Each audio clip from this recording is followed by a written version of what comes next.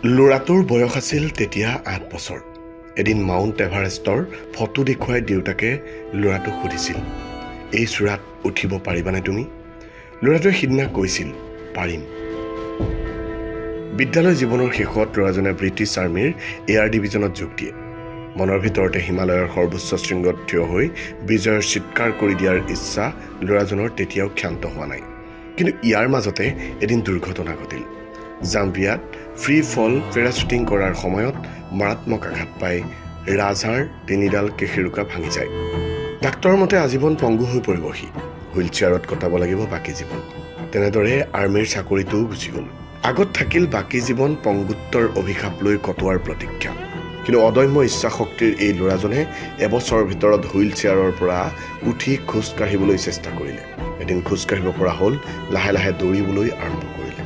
চিকিৎসকৰ সকলো ভৱিষ্যৎবাণী মিছা বুলি প্ৰমাণ কৰে ল'ৰাজনে। এনেদৰে সুস্থ হোৱাৰ মাত্ৰ ৬ মাহৰ মূৰত ২৩ বছৰীয়া ল'ৰাজনে মাউণ্ট এভাৰেষ্ট জয় কৰিলে। জানেনে, আমি সকলোৰে ল'ৰাজনক চিনি পাওঁ। মেন ভাৰ্চেছ ৱাইল্ড অনুষ্ঠানৰ জৰিয়তে বিশ্বত জনপ্ৰিয় হৈ পৰা এই ল'ৰাজনৰ নাম বিয়াৰ গ্ৰিলছ।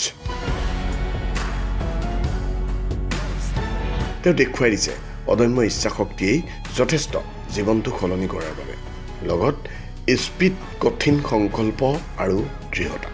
মই আপুনি কি কৰিছোঁ? জীৱনত এটা দুটা ধুমুহা আহিছে আৰু আমি পাতল পাখি এটাৰ দৰে উৰিছোঁ। কিছুমানে চাকৰি পোৱা নাই অথবা ব্যৱসায় কৰি সৰ্বক্লান্ত হৈ পৰিছে। কিছুমানৰ গাৰ্লফ্ৰেণ্ডে এৰি গৈছে, নতুবা পত্নীয়ে ডিভোৰ্চ দিছে। কিছুমানে প্ৰতিটো মুহূৰ্তত ব্যৰ্থতাৰ সন্মুখীন হৈ আছে, নতুবা কিছুমানে ছুইচাইডৰ কথা ভাবি থাকে। সুখী হ'বলৈ শিকা নাই, বছ এইখিনিতেই হাৰি গ'ল আপুনি।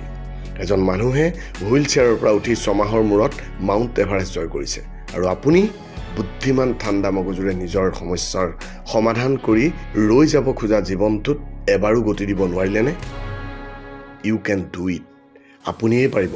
যিদৰে জুইত হাতখন সোমালে আপুনিয়েই আঁতৰাই দিবলৈ শিকিছে, যিদৰে কষ্ট লৈও হাঁহিব শিকিছে, যিদৰে পোষ্টটো পঢ়ি আপোনাৰ মনত এক শক্তি অনুভৱ কৰিব শিকিছে, প্ৰয়োজন মাত্ৰ অদম্য ইচ্ছাশক্তি। প্ৰয়োজন মাত্ৰ প্ৰতিনিয়ত হাবি বন, এডাল গছৰ পৰা সিডাললৈ, সাগৰ আকাশ তলত প্ৰচণ্ড ৰ'দত ঘূৰি ফুৰা কেশিৰোকা ভাঙি যোৱা সেই মানুহজনৰ দৰে আপোনাৰ মনৰ লুকাই থকা মানুহজনক উলিয়াই লৈ অনাটো।